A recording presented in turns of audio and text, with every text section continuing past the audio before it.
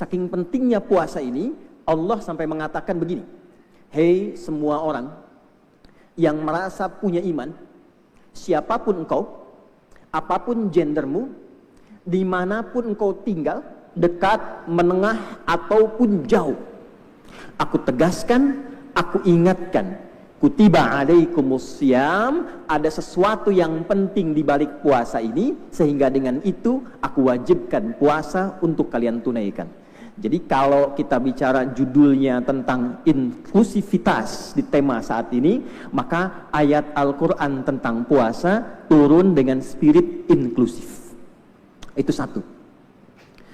Nah, kita masuk dulu pada kajian anatominya. Ini tidak dimaksudkan kajian biologis ya, tapi lebih kepada spiritualis.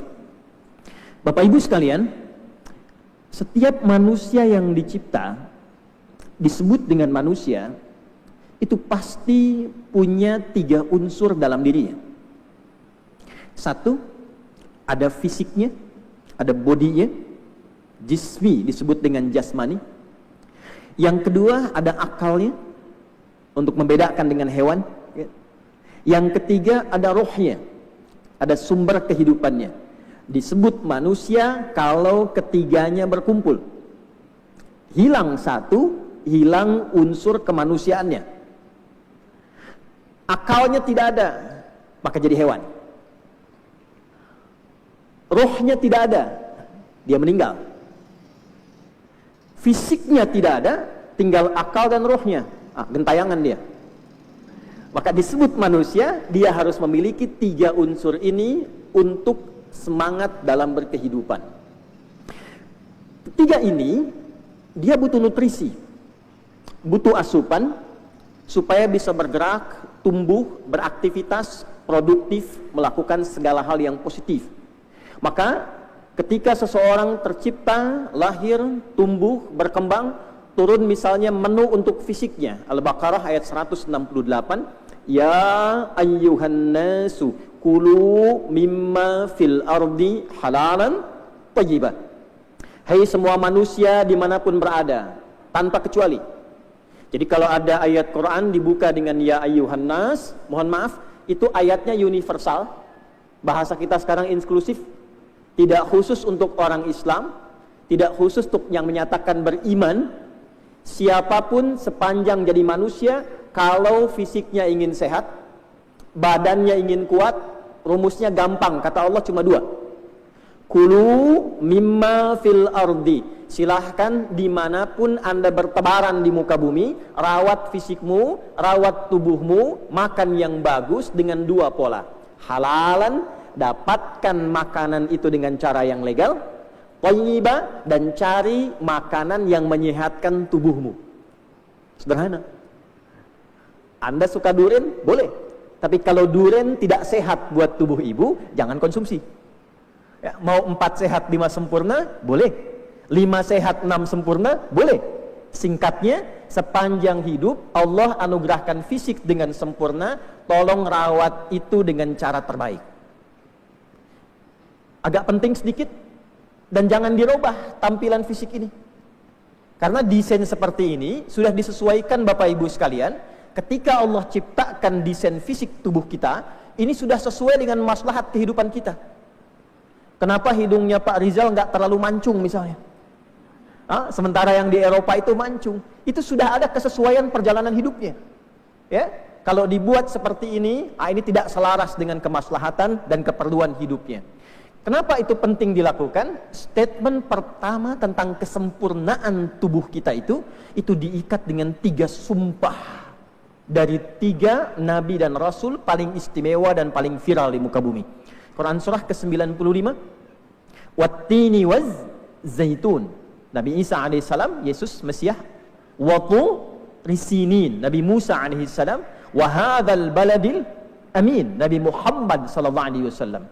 Disebutkan 3 risalah bagi 3 rasul, 3 nabi yang paling viral di muka bumi, hanya untuk menunjukkan satu hal yang paling istimewa.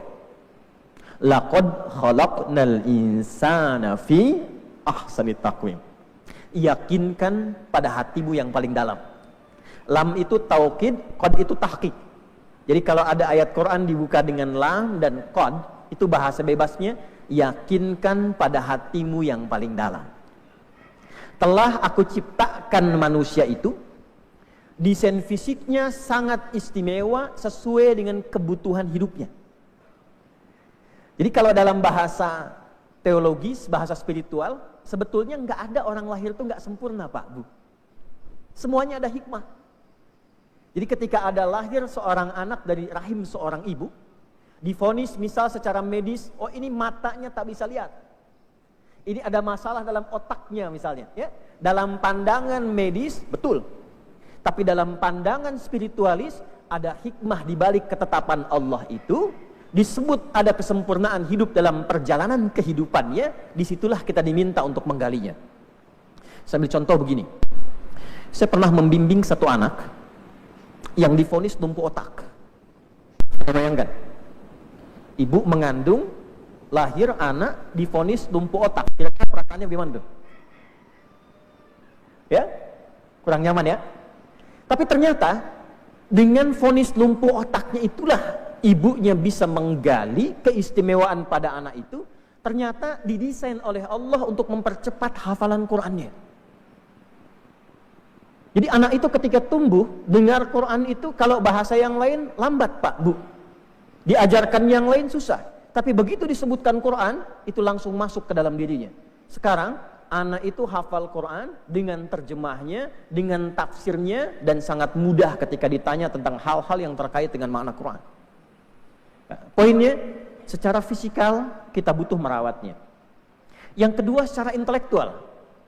Ya, banyak ayat turun untuk meminta kita menjadi pribadi yang pintar, mengasah intelektual kita sehingga mudah menggerakkan tugas-tugas fisik kita. Saya mohon izin berdiri sebentar, Pak Rijal. Jadi ini fisik, ini bagian luar. Mengerjakan sesuatu dengan rangka terluar, ini bagian beratnya. Ya, tangan menggenggam, kaki melangkah, mata melihat. Bagaimana bisa mudah menggerakkan unsur fisik ini? Keterangan Al-Quran, ketika unsur penggeraknya, yaitu akalnya, diberikan nutrisinya dengan sempurna. Semakin akalnya itu diberikan nutrisi, semakin dia diberikan asupan, dilatih dengan cara yang baik, semakin mudah tugas fisiknya. Tapi jangan salah, awas, hati-hati. Akal ini, pikiran ini tidak memberikan instruksi. Ya, sekarang banyak kajian podcast akal sehat, gitu kan? Kuliah akal sehat. Akal sehat itu hanya membentuk akal untuk mengkonstruksikan perintah supaya cepat disalurkan ke fisik. Tapi dia nggak punya perintah, tidak memiliki otoritas untuk memerintahkan. Di akal itu hanya merangkum, mengkonstruksikan mata supaya cepat melihat. Kalau akalnya sehat, maka cepat dia melihatnya. Lisan supaya mudah bicara, mudah menata kata. Akalnya bagus, asupannya bagus, maka cepat ia mengkonstruksikan, mengirim sinyal kepada lisan untuk bicara yang terukur dan teratur. Demikian sampai ke ujung kaki. Jadi kalau ada kajian, diskusi tentang akal sehat, itu hanya meramu akal untuk mengkonstruksikan supaya semua perintah yang masuk ke akal cepat dieksekusi oleh fisik. Maka turunlah di Quran ayat-ayat yang menstimulus akal kita sekaligus menu akal untuk digunakan. Dari yang standar baca Iqra. Nah, ini Anda warga kampus, ini wajib nih. Sehari harus baca nih. Ya? Jangan sampai ada warga kampus masuk ke kampus nggak punya menu baca dalam sehari. Minimal 1 buku selesaikan. Hari kedua baca buku yang kedua. Sehari baca berapa buku? Ya, Anda buka Sunan Abu Daud nomor hadis 1367, riwayatnya sahabat junior namanya Abdullah, punya anak, beliau punya bapak namanya Abbas, dikenal dengan Ibnu Abbas radhiyallahu taala anhuma. Itu saking senangnya belajar, hadir di madrasah Nabi dari sejak dini. Ketika Nabi meninggal usianya baru 13 tahun, sudah hafal Al-Quran 30 juz dan hafal hadis 2000 hadis. Saking senangnya dengan Nabi, itu saking ingin dapat informasi hadis dari Nabi, nginap di kediaman Nabi di rumah bibinya Sayyidah Maimunah hanya untuk tahu kebiasaan Nabi bangun dari tidur. Nah, ternyata yang menarik, ini yang mau saya share, kebiasaan Nabi baru bangun saja itu sudah menstimulus akal. Ya, lihat kalimatnya. Kana Nabiyyu sallallahu alaihi wasallam idza staiqadha min naumihi famasaha biyadihi min athari naumihi fajalasa wa qara'a khawatima Ali Imran. Paham? Tidak. Adalah kebiasaan Nabi sallallahu alaihi wasallam. Kalau bangun dari tidur, beliau duduk dulu. Tenangkan dulu, alirkan darahnya dengan nyaman. Kemudian masaha biyadihi min athari naumi, menghilangkan bekas kantuk di wajahnya dengan bagian tangannya yang bersih. Karena nanti ada hadis lain, jika Anda bangun dari tidur maka cucilah tanganmu dengan bersih, karena engkau tidak tahu kemana tangan itu berkelana saat tidur, kan? Maka penting redaksinya, beliau mengusap, menghilangkan bekas ngantuknya dengan bagian tangannya yang bersih. Jadi nggak langsung baca doa, Bu Rektor. Beliau itu baca doa dalam keadaan sadar. Ingat, bukan ngantuk. Semua definisi tentang turun wahyu, bimbingan dari Nabi, doa-doa, bimbingan intelektual, itu kalau kita riset selalu dilakukan dalam keadaan sadar dan siap. Jadi nggak ada baca doa begini, alhamdulillahilladzi ahyana ba'dama amatana wa ilaihin nusyur. Pas amatananya panjang, kan? Bangun jam 3, begitu amatana melek jam 5. Masih ngantuk.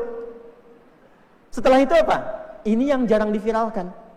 Wa qara'a khawatima Ali Imran. Lalu beliau menyontohkan pada kita untuk membangun karakter intelektual dari sejak bangun tidur. Dibacakanlah oleh beliau 11 ayat surah Ali Imran bagian terakhir. Ayat 190 sampai dengan ayat 200. Apa yang disampaikan di ayat itu secara singkatnya, karena kajiannya ini tentang puasa, mungkin lain waktu kita bahas tentang aspek yang lain. Bagaimana membentuk pribadi yang ulul albab.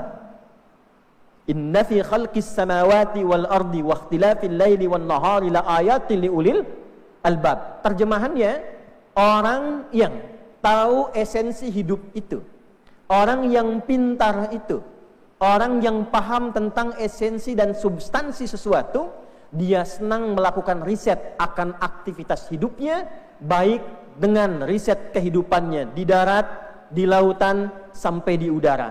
Jadi kita baru bangun tidur sudah dibimbing oleh Nabi untuk menjadi pribadi yang senang riset. Anda bayangkan? Supaya mengerti esensi hidup. Karenanya sholatnya disebut sholat subuh. Coba, sholat pertama kita sholat apa? Subuh kan? Ada 2 nama kan? Subuh dan fajar. Ini saya tes dulu ya, jangan-jangan kita lupa itu. Ya? Kalau sudah lupa kan suka nggak inget ya. Setelah subuh apa? Zuhur. Setelah zuhur? Asar. Setelah asar? Setelah itu? Pertanyaan saya, pernah nggak teman-teman riset mengapa nama-namanya diberikan dengan nama itu? Itu bukan nama biasa. Jadi bukan sekedar sebutan dan tidak spesifik menunjuk waktu. Contoh begini, ini mau siang nih. Kalau siang kita sholat apa? Zuhur kan? Bahasa Arabnya siang itu nahar. Kenapa sholatnya zuhur? Kalau sore sholatnya apa? Asar. Ya? Kenapa sholatnya namanya asar? Sementara sore itu dalam bahasa Arab masa. Malam, bahasa Arabnya apa? Lail. Malam lail, jamaknya layali. Lela, lili, lala, leli, itu malam. Ibu leli, ibu malam-malam itu. Tapi sholatnya isya. Subuh, turunannya asbah disebutkan 6 kali dalam Al-Quran. Asal katanya sesuatu yang terencana dengan matang dan siap dieksekusi. Jadi kalau orang Arab bertanya tuh begini, ya. Tahun 67-an kalau nggak salah Prof Zaini itu pernah di Kairo, Bu. Ya. Jadi kalau orang Arab tanya kaifa asbahta ya akhi, ya, itu beda dengan kaifa haluk. Kalau kaifa haluk tanya kabar biasa. Tapi kalau asbah itu bertanya kabar dan rencana yang siap dieksekusi di hari itu. Bagaimana kabar Anda? Punya rencana apa hari ini? Anda jam 10 ada di mana? Jam 12 mau kerjakan apa? Nanti sore jam 4 mau riset apa? Kita teman-teman bangun tidur, sudah dituntun oleh Nabi, siapkan rencanamu. Apa risetmu hari ini? Berapa banyak karya yang kau baca? Apa kontribusi positif yang akan kau berikan? Bawa agenda itu, datang lewat sholat, disebut pancarannya fajar. Jadi agendanya subuh, panggilannya fajar. Quran surah ke-17 ayat 78. Aqimis sholata liduluki syamsi ila ghasaqil laili wa qur'anal fajri. Khusus sholat subuh, itu Allah minta kita bukan hanya datang dengan sholatnya. Ditanya, Quran, mana bacaanmu? Mana agendamu? Jadi kita datang baru bangun tidur, dipanggil Allahu Akbar, Allahu Akbar. Datang itu dengan agenda, teman-teman. Itulah yang kita bawa dalam sujud. Ya Allah, mudahkan hari ini aku akan ujian. Ya Allah, lancarkan skripsiku. Ya Allah, lembutkan hati para penguji sidangku. Ya Allah, lembutkan bla bla bla. Ya Allah, lindungi aku. Nah, itu yang dibawa. Jadi secara konseptual, Islam itu membimbing umatnya selain kuat fisiknya, juga pintar akalnya. Jadi nggak ada orang Islam yang masuk Islam kecuali jadi pintar. Jadi kalau Anda sudah muslim, masuk UGM apalagi, dan nggak pintar, ada yang konslet itu. Ada yang nggak optimal. Ya, semua ayat dan hadis di Al-Quran tentang menu intelektual itu membentang luar biasa dan menghadirkan peradaban dari timur sampai ke barat. Anda sudah paham bahkan dengan risetnya, saya tidak perlu ceritakan itu. Artinya, fisiknya sehat, akalnya mesti dirawat. Nah, apa relasi terakhir dengan puasa? Jiwa. Ini soulnya. Ini sumber kehidupannya. Saya agak pelankan sedikit, mohon izin tadi saya agak cepat karena ini kita belum mulai, Dr. Rizal, kita baru mukadimah ini ya. Kita belum mulai intinya nih. Ya. Akal itu hanya mengkonstruksikan, dia nggak punya perintah. Perintahnya di sini. Datang ke akal, diperintahkan. Kerjakan ini, lakukan ini, tinggalkan ini. Do it, live it. If'al, wala taf'al. Sumbernya di sini. Di sini ada dua. Ada sumber kebaikan, kutub positif, namanya takwa. Ada saya istilahkan katalisnya, namanya nafsu. Dua-duanya ini ada dalam jiwa kita. Satu, ada kutub takwa. Katalisnya seringkali disebut lawan, disebut dengan nafsu. Nama lainnya fujur. Ya, secara konseptual ada di Quran surah 91 ayat 7 sampai 10. Wa nafsi wa ma sawwaha fa'alhamaha fujuraha wa taqwaha. Takwa itu semua akumulasi sifat-sifat baik. Jujur, sabar, kita bicara integritas, sekarang kita bicara moral, itu akumulasinya di sini. Semua di sini. Ya, kenapa di undang-undang kita itu hampir semua membawa spirit takwa? Karena menginginkan orang-orang yang tumbuh membangun bangsa ini, dia membawa integritas dan kekuatan moral yang baik. Kalau alurnya begini, dari karakter moral, membimbing karakter intelektual, lahirlah karakter kinerja. Asalnya begitu. Nah, jadi kalau Anda gali di setiap undang-undang kita, termasuk undang-undang pendidikan di Sisdiknas itu, nomor 20 tahun 2003, itu ada poin takwa. Ya, yang di sini kalau buka poin menimbang itu ada 5 pasal kan? A, B, C, D, kemudian E. Lihat di poin B itu. Undang-Undang Dasar 1945 mengamanatkan pemerintah menyelenggarakan, mengusahakan satu sistem pendidikan nasional yang meningkatkan keimanan dan ketakwaan pada Tuhan Yang Maha Esa serta akhlak mulia. Jadi sebelum mencerdaskan kehidupan bangsa itu takwa dulu. Integritas. Kita ke Polri misalnya. Tribrata itu kan nomor satunya itu kami polisi negara kesatuan Republik Indonesia yang bertakwa pada Tuhan Yang Maha Esa. Kita ke tentara ada Sabta Marga 7. Yang ketiganya ya kami Ksatria Indonesia yang bertakwa pada Tuhan Yang Maha Esa, membela kebenaran, kejujuran dan keadilan. Ada ke hakim Pancadharma 5. Nomor satunya apa? Kami hakim Indonesia yang beriman dan bertakwa kepada Tuhan Yang Maha Esa. Jadi satu-satunya negara di muka bumi yang dibangun dasar undang-undangnya dengan mengoptimalkan spirit takwa supaya seluruh anak bangsa dan stakeholder kebangsaan jadi baik, itu cuma Indonesia. Cuma Indonesia. Nah, kalau ini bisa dioptimalkan, maka semua apa yang diramu oleh akal diteruskan kemudian ke fisik, itu akan mudah dilakukan, benar dan baik hasilnya. Ketenangan itu ada di sini, bukan di sini. Makanya ada satu kata-kata bagus ya, kurang lebih bunyinya begini: jiwa yang tenang melahirkan kreativitas yang cemerlang. Bikin status tuh udah direkam dulu. Jiwanya. Sebaliknya, kalau ini tak mampu dieksplor, maka yang muncul lawannya, fujurnya. Setiap di sini ada A, di sini ada lawannya. Di sini ada tenang. Apa lawan tenang? Gelisah. Jadi kalau ada orang yang sering gelisah, anxiety berlebihan, sampai memutuskan mengakhiri hidupnya, itu sebetulnya nggak ada kerjaan. Ya, bunuh diri itu perbuatan paling tidak ada kerjaan. Ya, karena kalau sudah tiba waktunya, meninggal sendiri. Ya, ada yang mencoba bunuh diri kalau belum tiba ajal, nggak akan pernah meninggal. Minum obat nyamuk 1 baskom, belum tiba ajal, nggak akan meninggal. Problem yang dihadapi itu bukan tentang ajalnya, sebabnya apa? Tadi Bu, ini yang nggak terawat. Di sini ada sabar, di sini ada lawannya marah. Di sini ada jujur, di sini ada dusta. Anda mau katakan tidak ada dusta di antara kita, potensi dustanya ada di sini. Oke?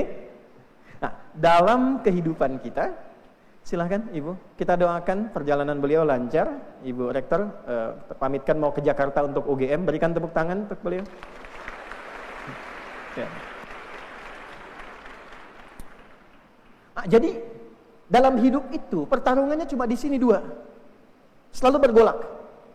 Ibu bangun tidur kan sudah pikir ya Bu ya? Ya, nggak langsung jalan kan? Baru bangun tidur sudah berpikir, ini mau mandi dulu apa tidur lagi? Ya kan? Mau tahajud atau tunggu 5 menit lagi gitu kan? Ya, itu pergolakan yang terjadi antara takwa dengan fujur. Dalam bahasa Arab sesuatu yang bergolak tak tenang disebut dengan kolbu namanya. Itulah sebabnya tempatnya takwa dengan nafas adanya di kolbu. Eksplorasi takwanya bagus, intelektualnya akan bagus, fisikalnya akan sempurna. Nah, satu-satunya menu untuk takwa itu Anda tidak bisa dapatkan dalam menu materi, karena itu untuk fisik. Anda tidak bisa dapatkan untuk menu akal, dengan membaca, meriset, itu nggak terpenuhi. Karena kaitannya dengan nafas, dengan jiwa, dengan roh, hanya pemilik roh yang mengetahui menu-menu yang dibutuhkan oleh jiwa kita. Quran surah 17 ayat 85. Wa yas'alunaka 'anir ruh qulir ruhu min amri rabbi wa ma utitum minal ilmi illa qalila. Banyak yang ingin meriset tentang roh, tentang jiwa, tapi tidak akan pernah sampai pada intinya karena di situ ada prerogatif Allah Subhanahu wa taala. Disitulah kemudian diturunkan menu spiritual untuk mengaktifkan sinyal takwa ini supaya lahirlah kemanusiaan yang paripurna yang memudahkan jalan hidupnya. Maka turunlah kemudian menu-menu yang disebut dengan ibadah. Nah, ibadah itu menunya takwa. Karena itu kalau Anda lihat semua jenis ibadah di Quran, kalau tidak awalnya, ujungnya pasti menemukan relasi takwa. Anda boleh cek Al-Baqarah ayat 2, itu kalimat takwa pertama yang disebutkan di Al-Quran. Dzalikal kitabu la raiba fi hudal lil, siapa muttaqin, pemilik takwa itu. Bagaimana bisa melatih takwa supaya muncul? Apa menunya? Ayat 3-nya, alladzina yu'minuna bil ghaibi wa yuqimunas, menu pertamanya salat. Jadi ketika kita diminta menunaikan salat, sebetulnya bukan ingin memberikan beban, tidak. Ya, ada orang semuka langit dan bumi tidak sujud, tidak ruku, tidak salat, tidak akan menurunkan status Allah sebagai Tuhan. Jadi yang butuh itu kita. Di sholat itu instrumen yang terbaik untuk mengaktifkan sinyal takwa. Begitu sholat dilakukan, takwanya aktif. Ya, makanya sejak dari panggilan itu hatinya sudah mengkonfirmasi dari mulai adzan. Adzan dalam bahasa Arab artinya telinga, jamak dari kata udhun. Kenapa disebut dengan adzan? Karena setiap kali diperdengarkan akan terdengar oleh orang yang masih punya pendengaran dan telinga 24 jam. Itu sebabnya kenapa di Jogja saja waktunya beda. Ya, antara Sleman dengan Bantul mungkin beda sekian menit. Ditarik garis ke sana lagi sampai ke timur, sampai se-Indonesia, sampai sedunia. Kenapa ada perbedaan? Supaya lafaz ini tetap berkumandang selama 24 jam. Yang paling menarik, Al-Anfal ayat kedua, innamal mu'minuna alladzina idza dzukirallahu wajilat qulubuhum. Orang yang sudah punya sinyal takwa, kalau diperdengarkan nama Allah, disebutkan nama Allah, Allahu Akbar, akan ada konfirmasi dalam jiwa takwanya, getaran.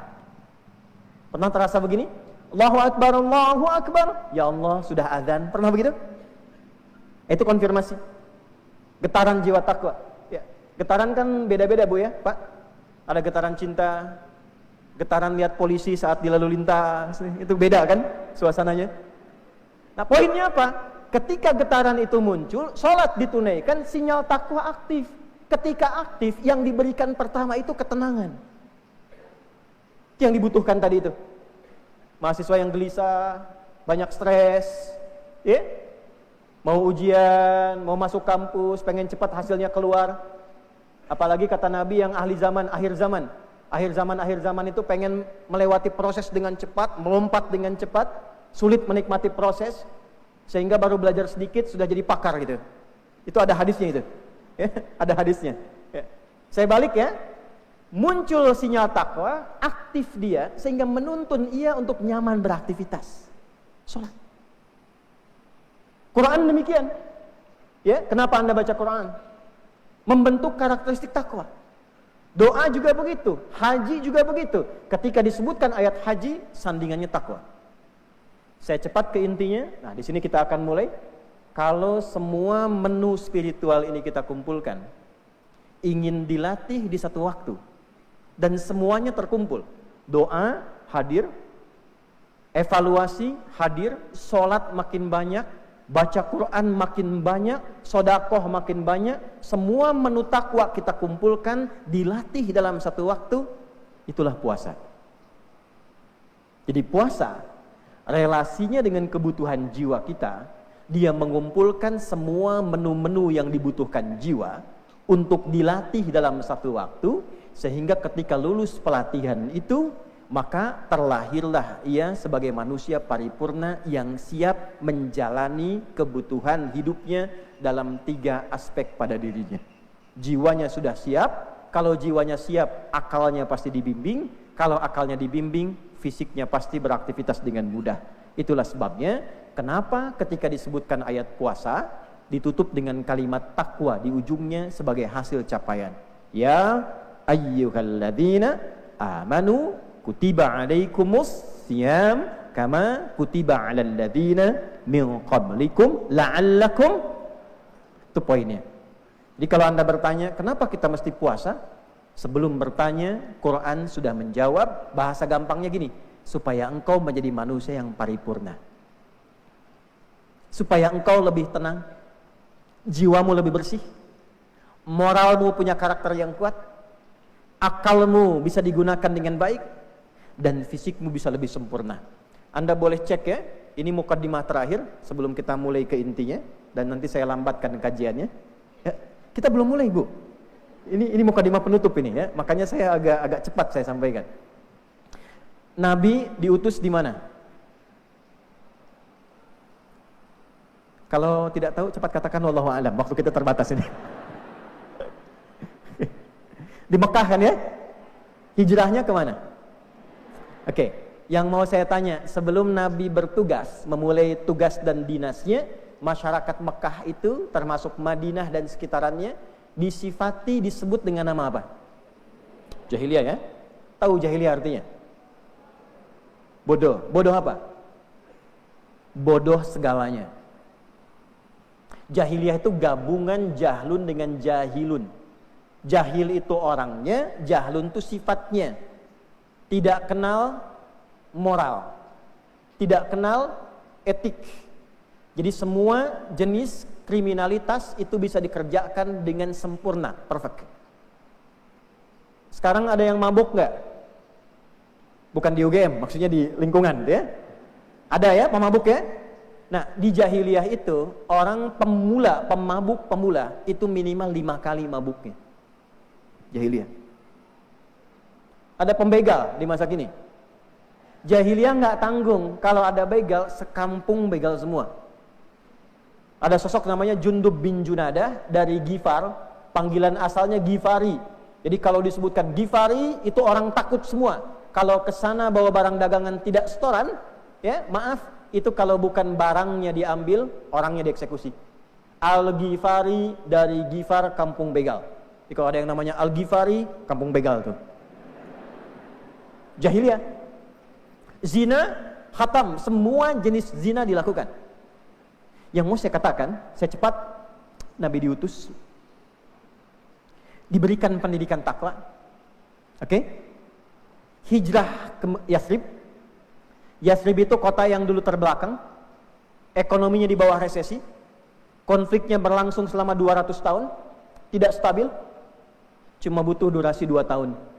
Semua berubah jadi suasana kota yang mencerahkan. Dalam bahasa Arab, kota yang menginspirasi, mencerahkan disebut dengan Al-Madinah Al-Munawwarah. Yang dahsyat, semua orang yang tadinya jahiliyah dididik oleh Nabi, dipandu oleh Quran, diaktifkan sinyal takwanya. Pendidikan sholat, pendidikan karakter, cuma butuh waktu 2 tahun untuk meriset kembali keadaan hidupnya. Tiba-tiba, perhatikan baik-baik, yang passionnya di bidang ilmu dan pengetahuan jadi begawan di bidangnya, nggak tanggung.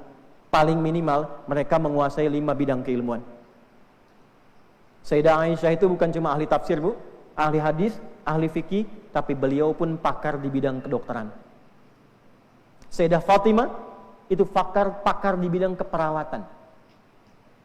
Sayyidina Ali bin Abi Thalib bukan hanya pakar di bidang balaghah, sastra, Al-Quran, tafsir, hadis, tapi juga beliau pakar di bidang matematika.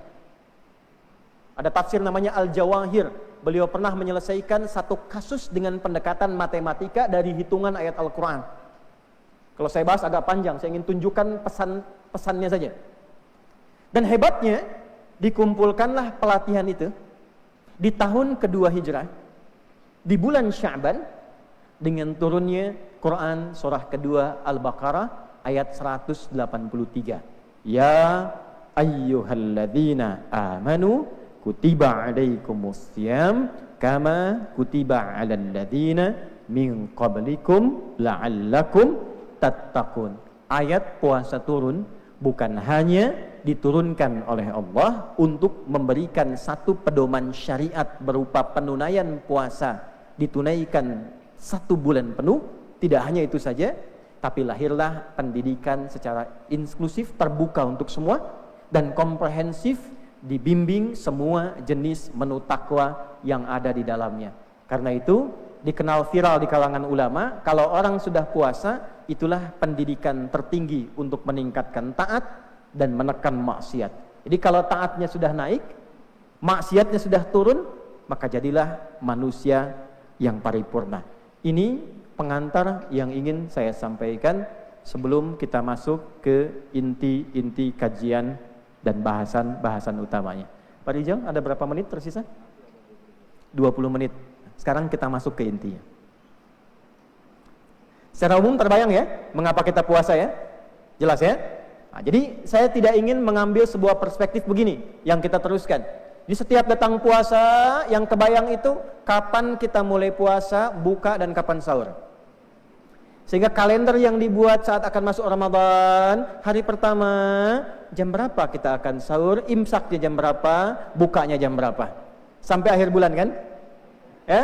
Kemudian menu tarawehnya tiap bulan, tiap tahun, setiap datang Ramadan, sebulan penuh nggak ada kerjaan. Kultum yang membahas itu saja. Kalimat yang disampaikan itu saja. Yang diperdebatkan itu juga tiap tahun. Apakah tarawihnya 11 rakaat? Kalau 11, 2, 2, 2 ujungnya 1 atau 4, 4, 3? Ataukah 23? Yang 23 apakah witirnya 2 dengan 1 atau 3 sekaligus? Ya kan? Ya, tapi setelah puasa, goal dari puasa itu nggak muncul.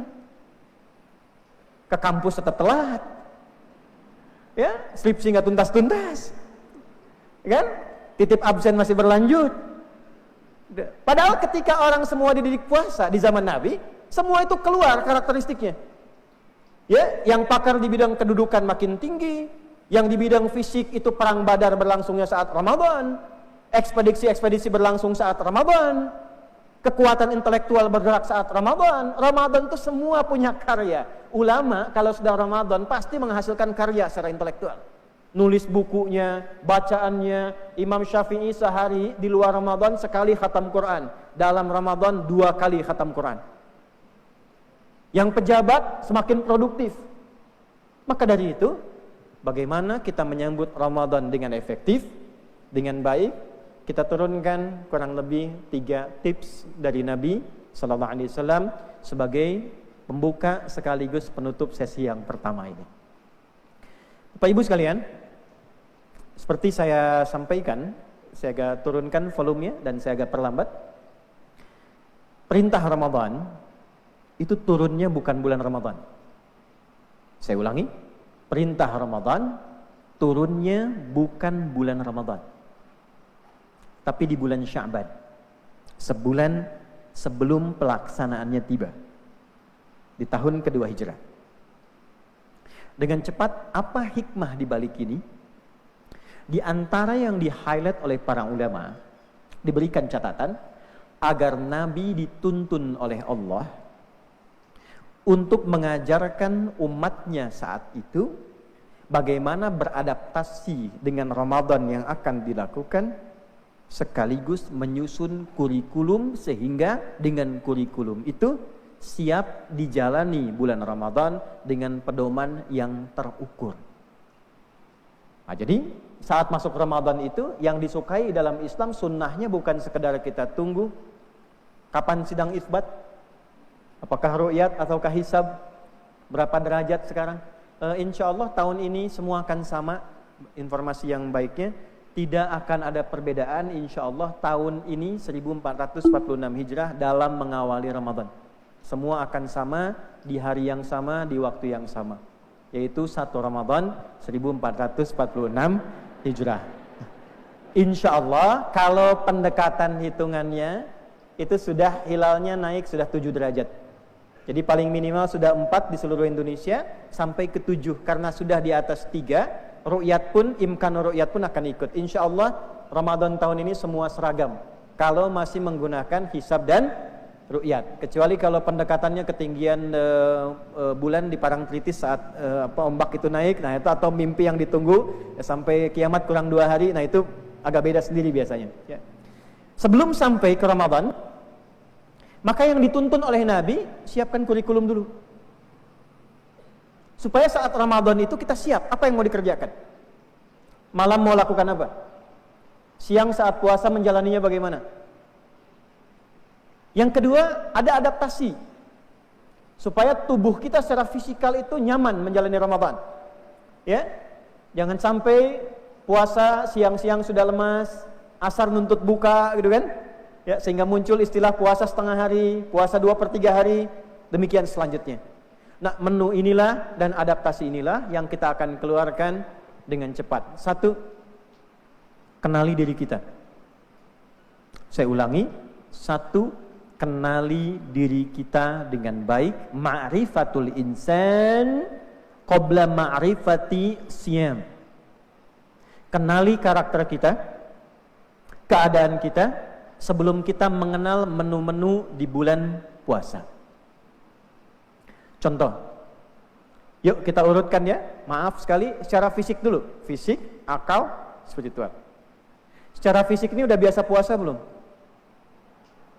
Senin, sudah puasa? Kamis, puasa? Pertengahan bulan, puasa? Nggak apa-apa. Ya, dijawab kalau benar nggak ada pahala, salah nggak berdosa, nggak ada masalah.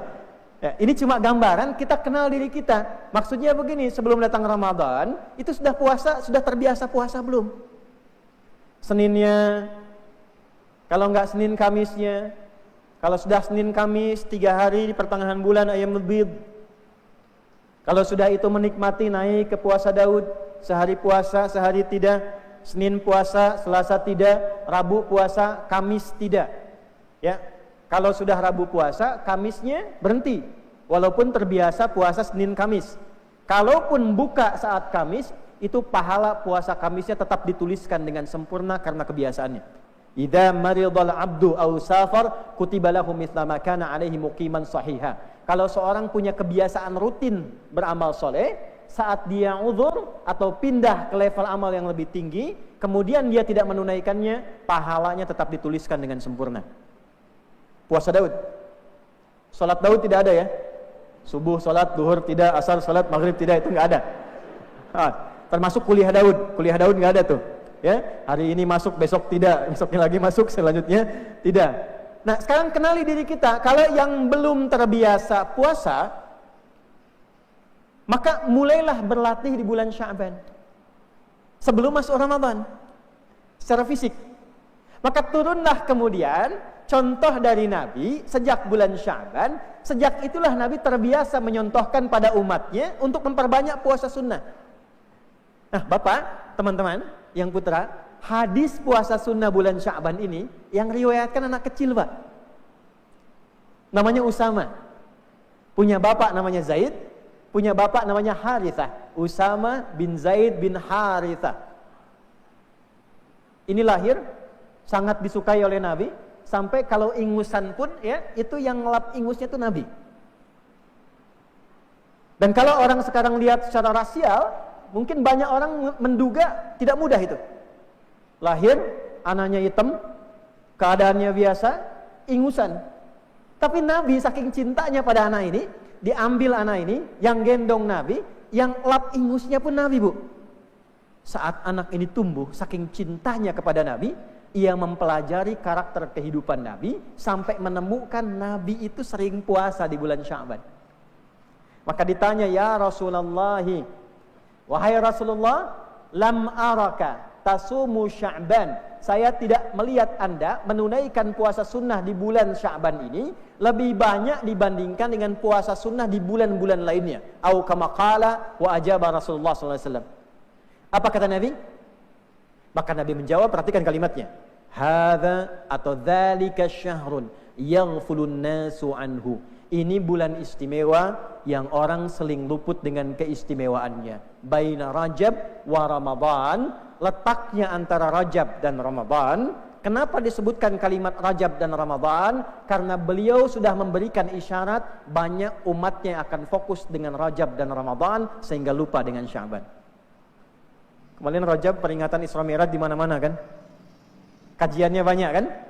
Setelah itu langsung nunggu Ramadan kan? Karena doanya Allahumma barik lana fi Rajab wa Sya'ban wa balighna Ramadan. Karena fokusnya Rajab dan lompat pikirannya ke Ramadan, lupa dengan keutamaan Sya'ban. Apa di antara keutamaannya?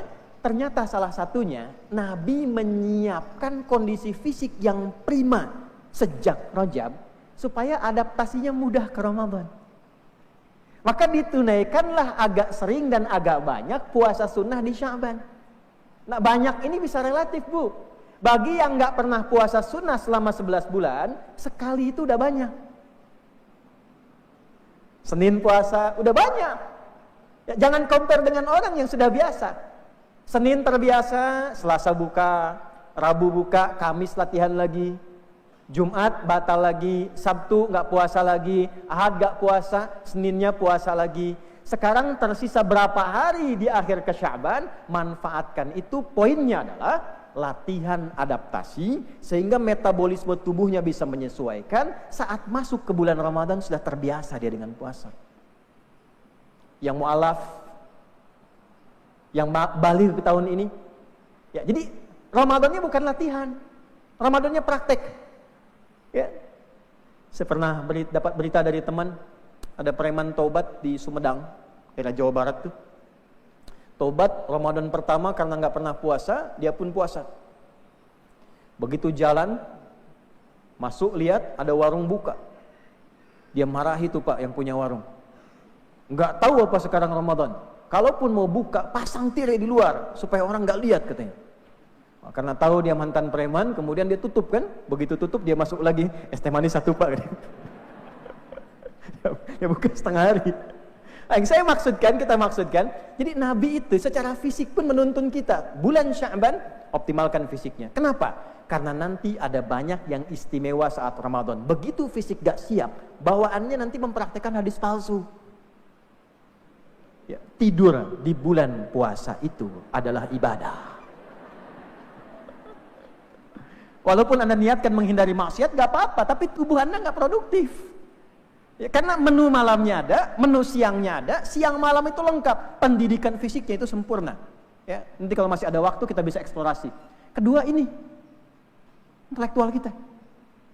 Kalau nggak sekarang itu nggak biasa baca, nggak biasa riset, Ramadan kosong.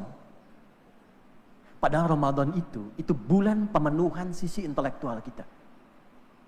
Ya, dulu ulama bukan hanya kultum, yang dibatasi kuliah 7 menit itu bisa kuliah terserah antum. 1 jam, 2 jam, 3 jam, 4 jam. Ibu bisa bayangkan Bu, tadi Pak saya katakan, setiap Ramadan itu ulama itu punya karya. Fisiknya terlatih, luar biasa. Intelektualnya pun bertambah, akalnya itu padat karya. Selalu ada kitab baru, analisis, bacaan baru. Kalau tidak dibiasakan sebelum Ramadan, maka apa yang mau dibaca saat Ramadan? Kenapa saya tanya tadi kebiasaan kita dari awal? Karena mungkin di antara Anda ada yang senang sejarah. Ada yang spesialisasinya macam-macam, misalnya di bidang kedokteran, Bu Rektor tadi SPOG. Ada di geologi misalnya. Saya pernah ikut buka sekolah vokasi UGM itu, termasuk saya yang buka dulu Pak. Ya, jadi dulu keynote speakernya itu Pak Ibn Ezer dengan saya. Dulu saya sempat ngajar juga. Tapi sebetulnya analisis Quran ya di bidang perminyakan dulu. Kami ngajar teman-teman yang di Slumbersea, kemudian ada Ali Burton, ya Medco, Pertamina, Kakus Oil.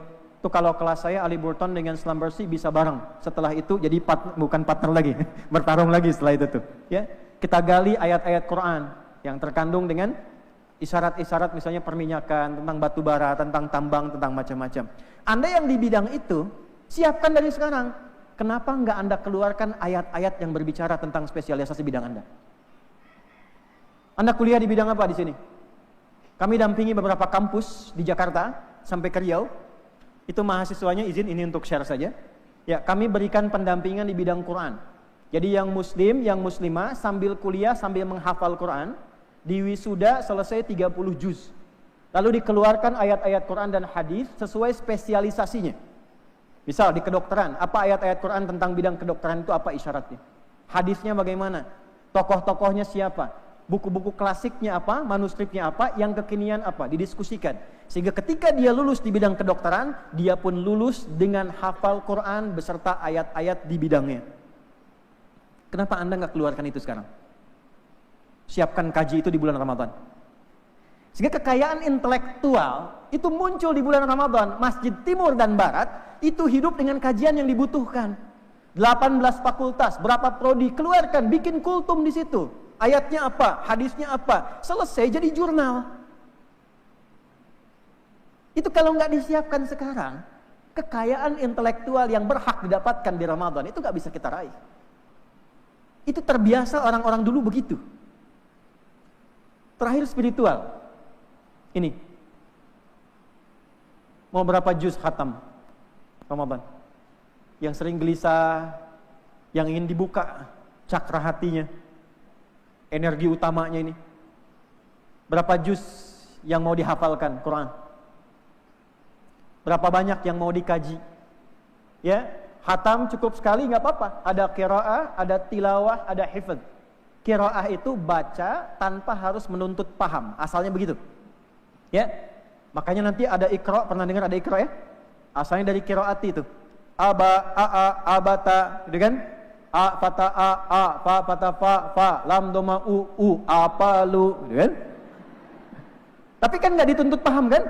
Sama dengan kita baca ini Budi, ini ayah Budi, ini Ibu Budi, ini tetangga Budi. Sampai sekarang Anda nggak pernah tahu kan, itu si Budi itu siapa? Itu qiraah. Ya, Anda boleh baca silahkan, khatam sekali, khatam 2 kali, sampai bacanya betul, itu qiraah. Pertanyaannya, kalau nggak dibiasakan sekarang, berapa juz yang Anda mau baca nanti? Siang baca, malam bosan. Malam baca, siang bosan. Tapi kalau kita punya target, sekarang dibiasakan, besok mudah dilakukan. Tilawah, kalau saya sarankan, teman-teman yang kuliah di jurusan-jurusannya masing-masing, sekarang mulai keluarkan ayat-ayat Quran terkait itu, hadis-hadisnya. Nanti saat Ramadan, bikin halakoh-halakoh, grup-grup kajian untuk mendalami topik-topik yang Anda butuhkan. Siapkan dari sekarang. Tiap hari baca Al-Fatihah, sudah tahu nggak isinya? Tahu nggak keutamaannya? Ada orang susah membaca, susah paham, baca Al-Fatihah langsung ngerti. Ada orang sakit dibacakan Al-Fatihah, sudah divonis tidak mungkin, susah. Tabib pada saat itu sudah give up, dibacakan Al-Fatihah sekali, sembuh. Kok bisa gitu? Kita udah bacakan tambah Yasin, tambah Al-Kahfi, nggak sembuh-sembuh kan? Apa masalahnya? Sebelah sini nih, baca Al-Fatihah sehari 15 kali atau 14 kali? Yang 15 kali angkat tangan. 10 kali. Kalau Anda baca 15 kali, berarti Anda nggak sholat subuh tuh. Minimal kita baca 17 kali dalam sehari. Masa kita baca 17 kali sehari nggak pernah kita paham isinya? Yang saya katakan bukan mengerti terjemahnya. Kenapa Bismillahirrahmanirrahim? Ba-nya fungsinya apa? Ada 14 fungsi ba dalam bahasa Arab. Ada lil ghayah, lil ilsaq, sababiyah, musahabah. Itu ba di situ fungsinya apa? Kenapa pakai ba? Kenapa alifnya hilang? Padahal di Iqra bismi rabbikal ladzi khalaq itu ada alifnya, di situ hilang. Kita gali. Sampai Anda temukan, itu ada orang kita ngambil PhD di Timur Tengah, cuma kajian huruf ba yang terletak di Al-Maidah ayat 6. Ketika mengusap kepala dalam wudu, itu ada ba-nya. Wamsahu biruusikum. Yang lain nggak ada ba-nya. Dianalisis dari huruf ba ini, dapat PhD, doktor. Yang belum silahkan, ada ta, ada tha, ada da, ada ya tuh. Teman-teman.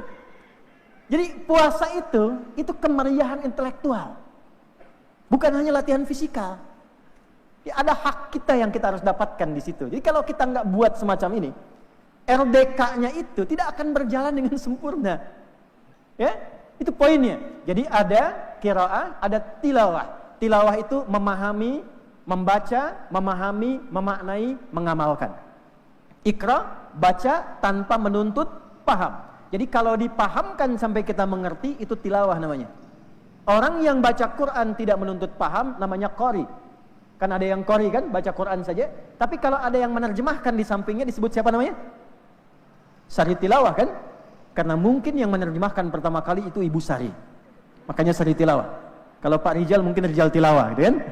Nah itu sebetulnya nggak ada sari tilawah, yang ada tilawah saja. Tilawah dalam bahasa Arab. Cuma mungkin yang pertama menerjemahkan Ibu Sari jadi sari tilawah. Ketiga, hifdz, hafalan. Itu enak. Kalau sudah hafal Quran itu riset menunjukkan, ini riset. Ya kurang lebih di kita itu ada 2,3 sampai 2,5 juta gigabytes kapasitas memori kita. Itu kalau sering dilatih dengan hafalan Quran kurang lebih 52.000 kosakata, itu insya Allah akan mudah adaptasinya di bidang apa saja, dalam konteks apa saja, untuk memahami apa saja. Itu sangat dimudahkan. Itulah rahasianya kenapa orang-orang dulu dari kecil dididik dengan sholat supaya kenal Allah Tuhannya untuk meningkatkan takwanya. Yang kedua, didekatkan dengan Quran untuk membuka kecerdasan spiritual dan kecerdasan intelektualnya. Nah kalau kita sudah bisa maksimalkan ini, maka diharapkan muncullah kemudian sinyal takwa kita. Jadi satu kekuatan, itulah yang kita gunakan selama 11 bulan beraktivitas setelah bulan Ramadan. Jadi pentingnya kajian semacam ini, makanya disebut dengan tarhib kan? Apa itu tarhib? Boleh angkat tangan? 1 juta? Saya serius. 5 juta? Ya. Apa tarhib? Menyambut. Baru 100.000. Umrah. Waktu habis, udah kelamaan. Terlalu lama dah. Tarhib secara bahasa menyambut betul, tapi baru 100.000.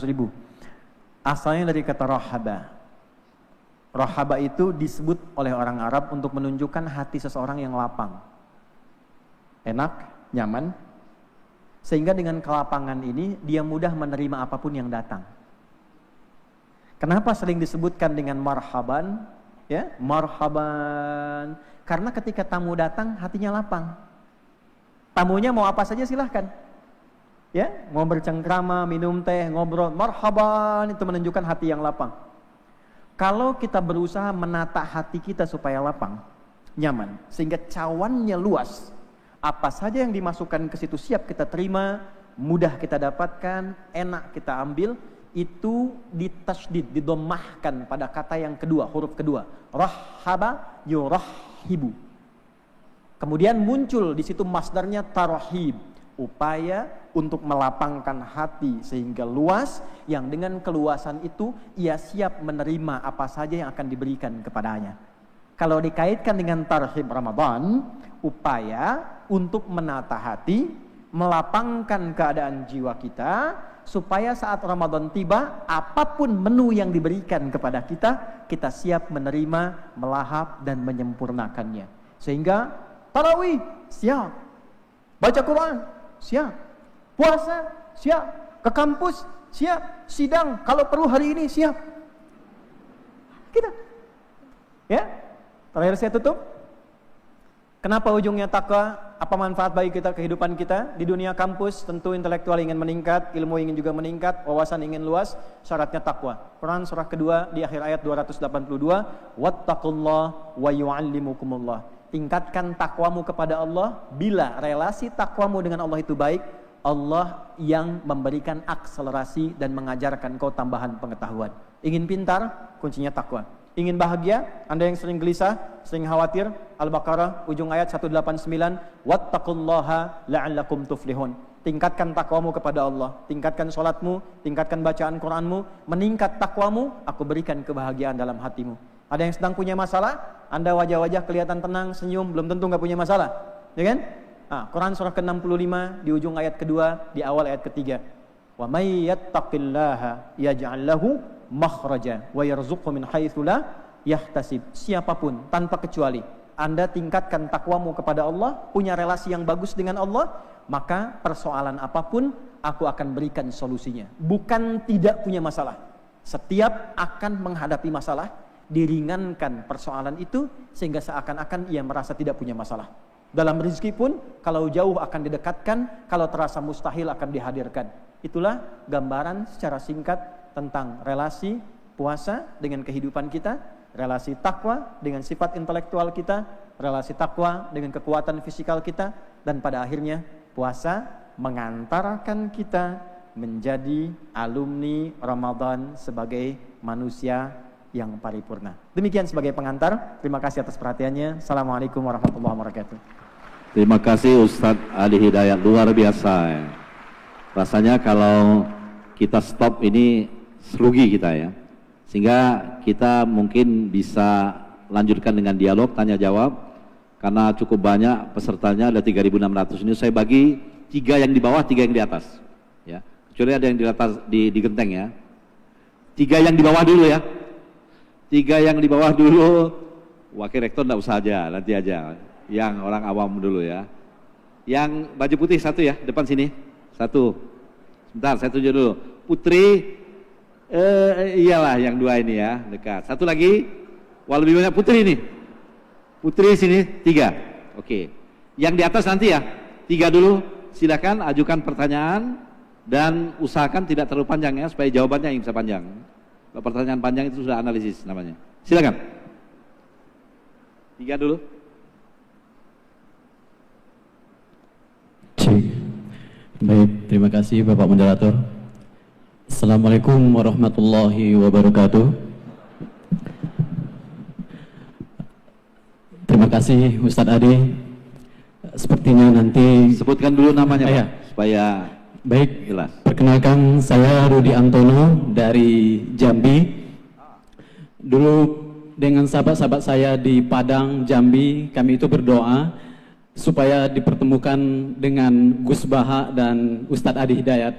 Alhamdulillah 9 Maret tahun lalu saya dipertemukan dengan Gus Baha dan hari ini Allah kabulkan bertemu langsung dengan Ustadz Adi Hidayat. Alhamdulillah.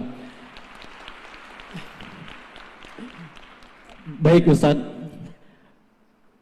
yang terjadi dikhawatirkan dan diwaspadai adalah ketika gelimangan harta, kedudukan, pengetahuan itu justru tidak mendekatkan seseorang kepada Allah, melainkan sibuk dengan kenikmatan dunianya, makin nambah, makin jauh dari Allah, tidak terasa semakin menjauh.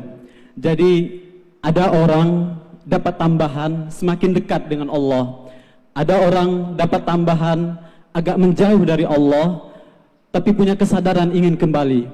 Dan ada orang dapat tambahan semakin menikmati tambahannya itu, tapi terjauh dari Allah. Saya itu Ustadz, waktu kuliah S1 di Universitas Jambi, saya menjadi seorang sopir dari salah satu profesor penceramah kondang juga di Jambi. Kami itu menginisiasi rumah tahfiz Al-Quran di Universitas Jambi. Jadi saya itu benar-benar digembleng tahajudnya, hafalan Qur'annya, dan amalan-amalan lain. Bahkan sebelum saya mendapatkan beasiswa LPDP 2023 awal saya di Jogja, saya itu tidak pernah tinggal tahajud, tidak kurang dari 10 hari puasa dalam sebulan, dan banyak amalan lain. Namun ketika sampai di Jogja, berhasil mendapatkan beasiswa LPDP, saya meninggalkan itu semua. Bangun malam tak ada daya, baca Quran tidak mampu, saya hanya fokus ke tesis saya. Mohon doanya Ustadz, mohon nasihatnya. Saya sangat mewaspadai bahaya istidraj itu Ustadz. Semoga, ya poinnya adalah innal insana la yatgha. Setiap manusia itu punya kecenderungan untuk akan melampaui batas. Saya kira demikian Ustadz. Sehat selalu Ustadz. Wallahu muwaffiq ila aqwamit thoriq. Wassalamualaikum warahmatullahi wabarakatuh. Waalaikumsalam warahmatullahi. Cekak awas ya pertanyaannya, tidak usah dianalisis. Ibu tadi yang, ya silakan, tolong mic-nya dibagi atau ke depan Bu ya. Namanya dulu sebutkan Bu ya. Assalamualaikum warahmatullahi wabarakatuh. Sungguh luar biasa Pak Ustadz, saya terharu sekali karena saya bisa bertemu dengan Bapak Ustadz Adi Hidayat. Padahal saya sudah ikut, saya share apa kajian dari Ustadz. Kebetulan sudah saya titipkan kepada Pak Rizal fotokopiannya yang kemarin ini. saya, ya Ibu saya Nursiah ini. Bu Nursiah. Bu Nama Nursiah saya ini. Bu Nursiah Suyatno. Pendek aja karena share-nya udah panjang tadi bukunya itu. Jadi ya, pertanyaannya pendek-pendek Ya, aja Bu. Ya. itu Pak, jadi kalau tadi Bapak mengatakan kelahiran Pak Ustadz tahun 84 ya. Kalau suami saya 48 Pak. Kemudian saya 54, jadi jauh ya Pak ya. Jadi nanti Nur Sewu kalau buku itu kurang berkenan karena kita agak gaptek ya Pak soal itu. Kemudian yang saya tanyakan Pak, kami sudah juga mungkin dengan Masnya tadi banyak berbuat, rasa-rasanya menurut kami itu buat banyak kebaikan. Tapi kenapa Allah masih menguji kita tuh untuk sabar? Karena dianggap tidak baik, padahal menurut kita tuh baik. Karena di usia kami yang sudah lansia Pak, atau lanjut usia ini, itu ingin sekali, umur kita tuh tinggal berapa? Nah kami ingin sekali di sisa usia kami ini, kami ingin sekali mengamalkan ilmu terutama dari Pak Adi Hidayat tadi. Kemudian kami juga ingin meraih nanti mendapatkan pahala sebanyak-banyaknya untuk dapat meraihnya surga Allah nanti di akhirat Pak. Inilah umur kami tidak tahu sampai berapa. Nah kami mohon Ustadz bagaimana kami dalam menghadapi cobaan hidup ini udah berbuat baik tapi kok masih didolimi orang itu gimana? Terima kasih Pak. Assalamualaikum warahmatullahi wabarakatuh. Ya, cekak awas ya. Terima kasih Bu Nusia. Saya malah nggak kenal nih, karena nggak ketemu di rumah kemarin. Tapi malah ketunjuk jadi penanya. Yang ketiga tadi Ibu ya? Ya, silakan. Cekak awas ya Bu. Terima kasih. Assalamualaikum warahmatullahi wabarakatuh. Perkenalkan, nama saya Triwinarti. Saya penduduk Ngropoh, Condong Catur, dekat dengan UGM. Kami telah mengamati dan mengikuti ceramah Ustadz Adi Hidayat. Alhamdulillah kami merasa senang dan bangga dengan Ustadz yang luar biasa, yang dermawan, memperhatikan para generasi penerus, khususnya yang Islami dan hafal Al-Quran. Kami berapa hari ini sedang galau, Ustadz. Saya dikeluhi adik saya. Adik saya punya 4 anak menghafal Al-Quran. Mbak, aku bingung, anakku nanti setelah selesai menghafal nggak punya ijazah, mau kemana? Wis engko tak menghubungi Ustadz Hidayat. Alhamdulillah saya ketemu dengan Ustadz Adi Hidayat. Semoga semua teratasi. Lain dari itu, saya adalah penggerak pengajian di kampung saya dan mendampingi anak-anak belajar mengaji atau TPA. Di bulan-bulan biasa anak-anak paling hanya 15-20. Kalau Ramadan sampai 60 anak.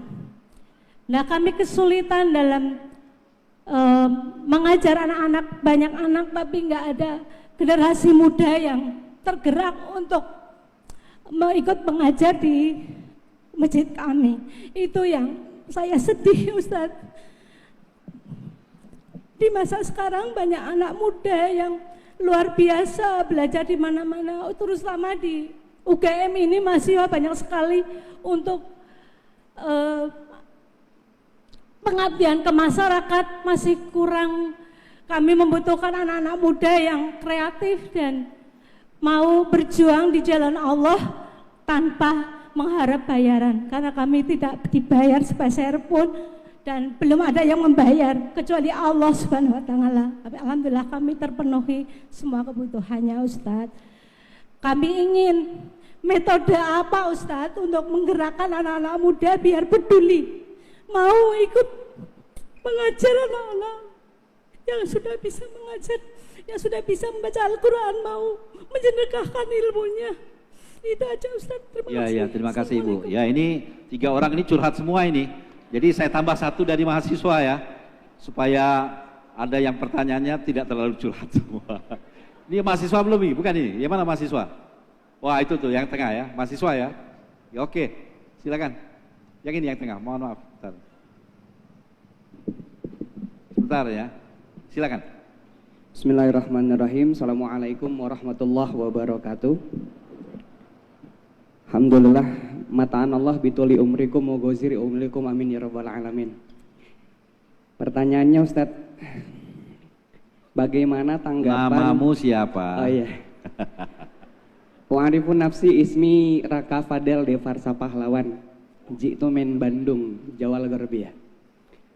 Pertanyaan saya, bagaimana tanggapan sekaligus masukan dari Ustadz terkait kehadiran Ustadz-Ustadz muda lulusan pesantren yang masih merasa belum cukup ilmu, insecure dengan adanya Ustadz Adi Hidayat, namun diminta untuk berdakwah di masyarakat khususnya di bulan Ramadan ini. Itu yang pertama.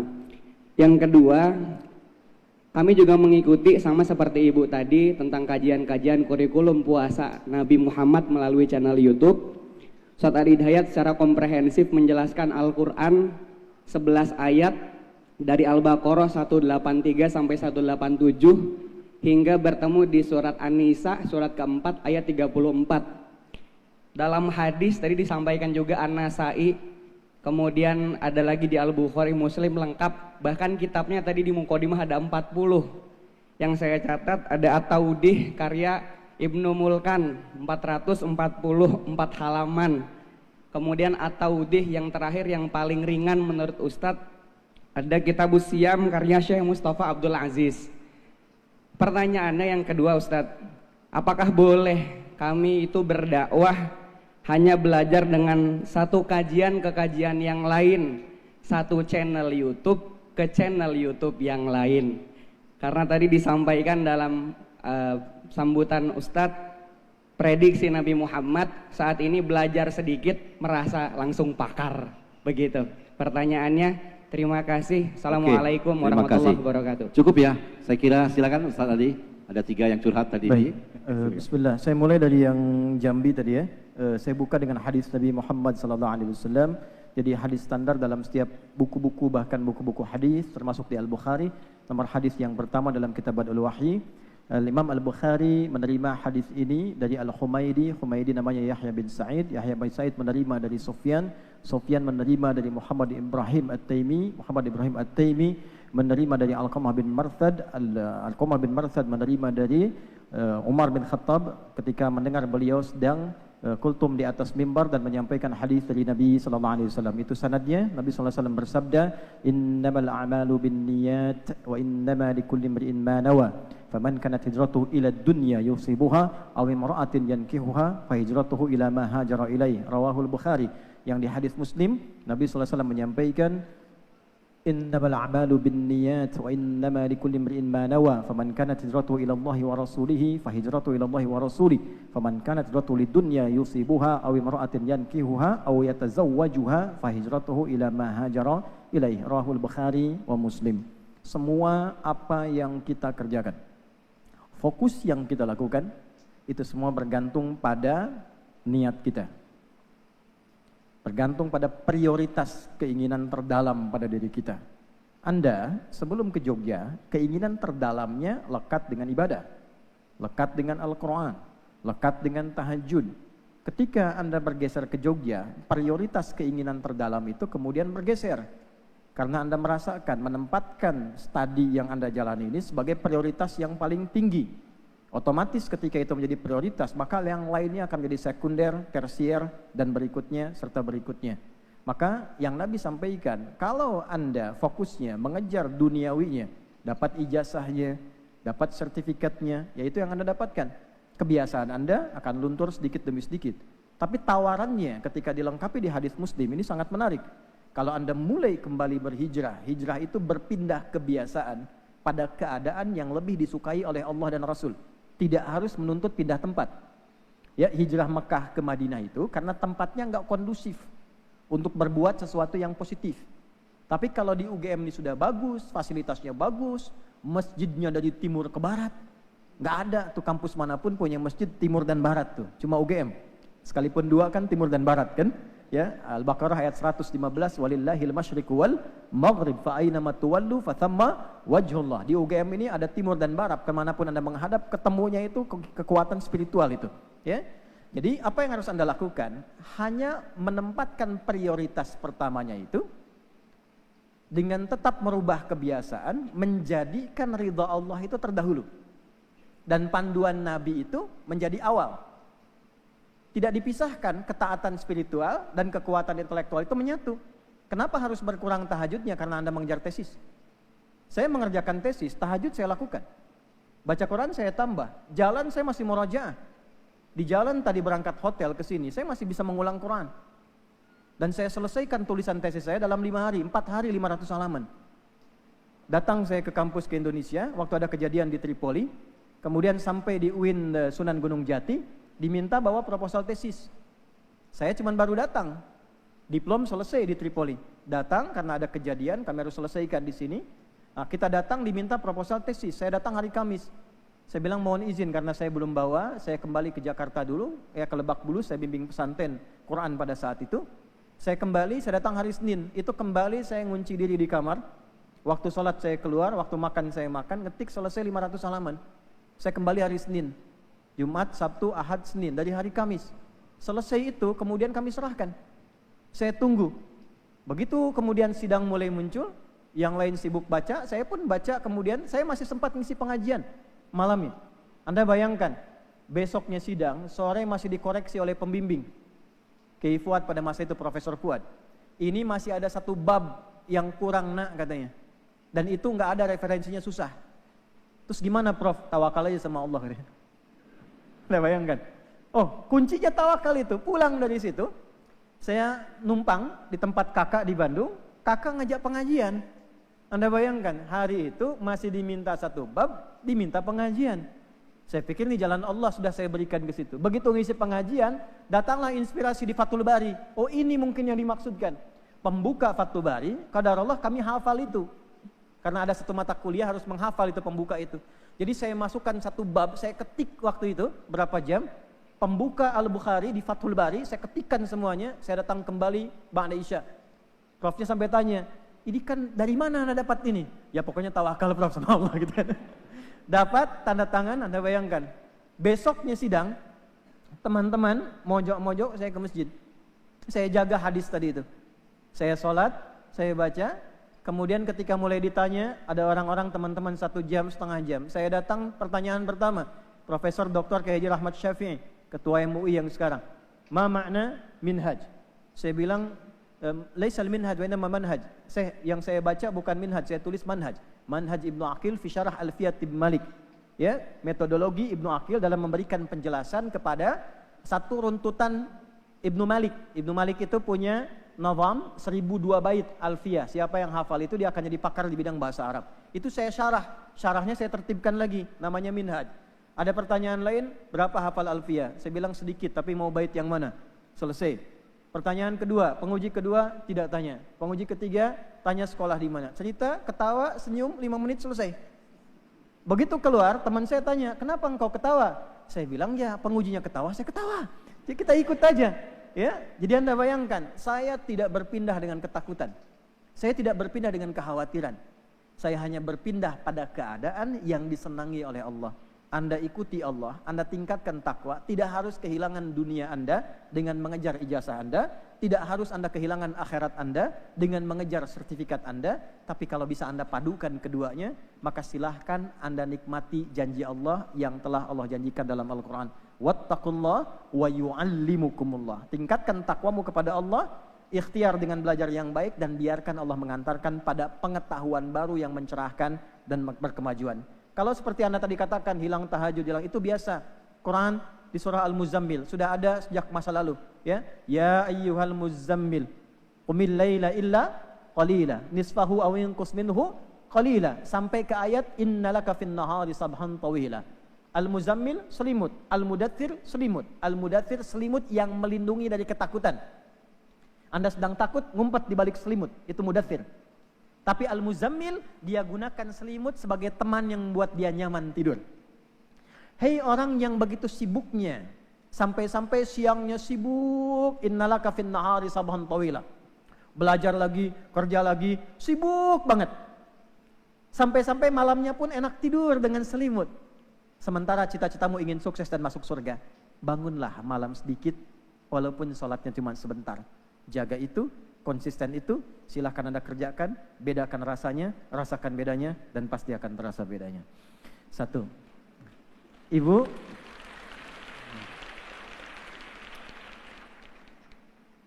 Ibu Sri kan ingin masuk surga ya? Ya kan? Ibu tahu kunci surga itu apa?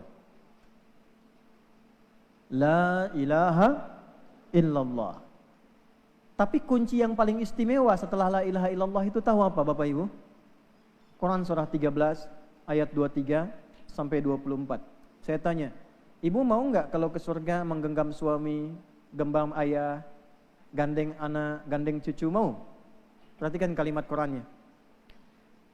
Jannatu adni yadkhulunaha. Ada satu keluarga besar yang masuk surganya diperintahkan oleh Allah lewat taman surga yang terindah. Wa man salaha min abaihim wa azwajihim wa dzurriyyatihim. Dan sebelum masuk Allah minta dulu, gandeng dulu tangan bapak ibumu yang soleh itu. Gandeng dulu pasanganmu yang terbaik itu. Gandeng dulu anak cucu dan keluargamu itu. Jadi ke surganya sekeluarga besar. Wal malaikatu yadkhuluna alaihim min kulli bab. Dan Allah perintahkan semua malaikat penjaga pintu surga untuk berdiri di depan pintu surga menyambut parade keluarga ahli surga ini. Ketika orang-orang ini masuk, kalimat pertama yang malaikat ucapkan, salamun alaikum bima sabartum fa ni'ma uqbaddar. Selamat ya, karena Anda telah mendapatkan satu garansi masuk surga ke tempat ini dari rajinnya engkau, dari semangatnya engkau mengatasi ujian-ujian yang Allah berikan selama hidup di dunia dengan sabar. Sekarang hilang semua lelahmu, hilang semua penatmu, silahkan nikmati semua keindahan yang belum pernah dijamah. Jadi saya husnudzon kalau ibu diberikan ujian yang akumulasinya bentuk sabar, itu cara Allah yang ingin menggandakan semua kebaikan ibu dan menjadikan dengan itu seluruh keluarga ibu genggam ketika kembali ke akhirat, diparadekan di pintu taman surga terbaik, disambut oleh para malaikat, dan itulah hasil yang ibu dapatkan dari perjuangan yang diraih saat ini. Quran surah kedua di ayat ke-216. Kutiba alaikumul qitalu wa huwa kurhul lakum. Perangi perasaan-perasaan tak baik itu. Selesaikan ujian dan tugas itu walaupun mungkin rasanya kurang enak ketika menjalani itu. Asa an takrahu syai'a wa huwa khairul lakum. Boleh jadi di balik yang enggak dirasakan nyaman itu ada kebaikan yang sedang disiapkan. Wa asa an tuhibbu syai'a wa huwa syarrul lakum. Boleh jadi yang paling nyaman tuh mungkin yang ini. Yang enak tuh mungkin yang ini, tapi di balik itu ada hal yang enggak cocok buat kita. Wallahu ya'lamu wa antum la ta'lamun. Karena engkau tidak tahu tentang hakikat masa depan, taunya sekarang saja, dan Allah mengetahui rencana terbaik untuk masa depanmu. Ujian yang ibu terima ini adalah persiapan yang sedang Allah rencanakan guna menyambut ibu di masa depan yang lebih cerah dan lebih menggembirakan. Selamat ibu yang terpilih, bukan yang lain. Allahu ta'ala a'lam bissawab.